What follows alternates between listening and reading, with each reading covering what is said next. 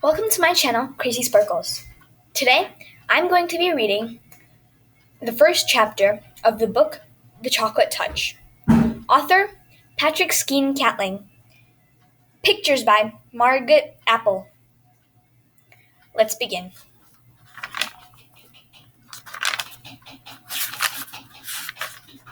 Most of the time, John Midas was a very nice boy.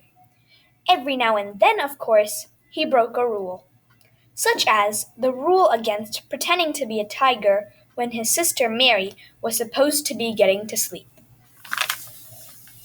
Generally speaking, however, he behaved very well. He should have behaved better. He lived in a comfortable house surrounded by a green lawn and wide-spreading shade trees that were suitable for climbing. His mother was gentle as well as practical.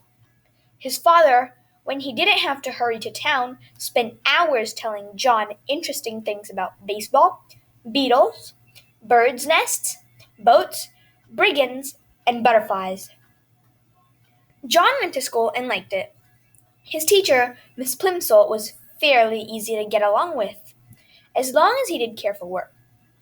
He had received a new shiny golden trumpet and music lessons as a going to school present.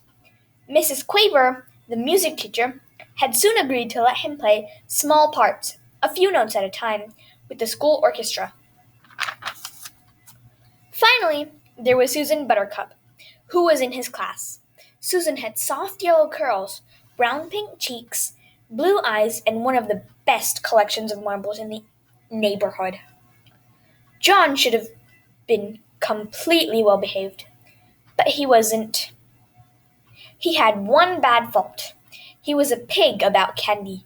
Boiled candy, cotton candy, licorice all sorts, old-fashioned toffee, candied oranges and lemon slices, Cracker Jack, jelly beans, fudge, blackcurrant lozenges for ticklish throats, nugget, marron glazes, acid drops, peppermint sticks, lollipops, marshmallows, and above all, chocolates. He devoured them all. While other boys and girls spent their money on model airplanes, magazines, skipping ropes, and pet lizards, John studied the candy counters. All his money went on candy. And all his candy went to himself. He never shared it. John Midas was candy mad. At lunch, one Saturday, Mrs. Midas noticed a couple of little red spots on the end of John's nose. "Look," she said to Mr. Midas, "John has spots." Mr. Midas leaned forward to look at them. He gravely shook his head and clicked his tongue. John tried to look too, but it is very difficult to see the end of your own nose without a mirror, unless you happen to be an elephant with a long nose that you can bend double. When John tried to look at the end of his nose, first with one eye, and then with the other, and then with both together, all that he could see was a pink blur. Besides, trying to look at something so close made his eyes ache. "I can't see any spots, Mother," John said.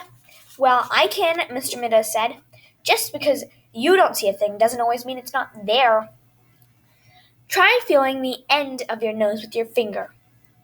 John rubbed his finger over the tip of his nose. It felt a bit rough. It may have been measles, Mrs. Midas said anxiously. She placed her hand on John's forehead to feel whether he was warmer than usual. "But I don't think he has a temperature," she decided.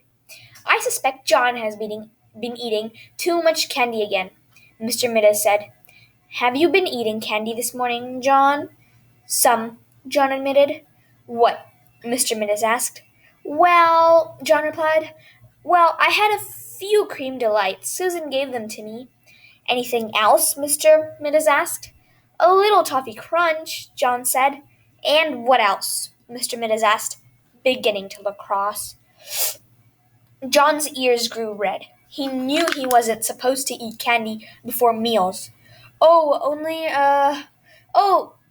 anything else," he said. "John," Mr. Midas said, and his son recognized the tone.